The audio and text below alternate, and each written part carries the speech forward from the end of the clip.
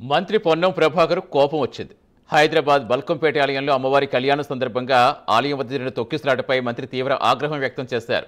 భక్తుల రద్దీ, తోపులాట అధికం కావడంతో మంత్రి పొన్నం ప్రభాకర్ ఆగ్రహం వ్యక్తం చేశారు. ప్రోటోకాల్ పాటించడంలో ఆలయ అధికారులు విఫలమయ్యారని మంత్రి ఆగ్రహం వ్యక్తం చేశారు. భక్తుల రద్దీ కంట్రోల్ చేయడంలో అధికారులు, పోలీసు యంత్రాంగం ఫెయిల్ అయిందన్నారు. భక్తుల రద్దీ అధికం కావడంతో నగర మేయర్ విజయలక్ష్మి కూడా ఆలయం బయటే కూర్చున్నారు.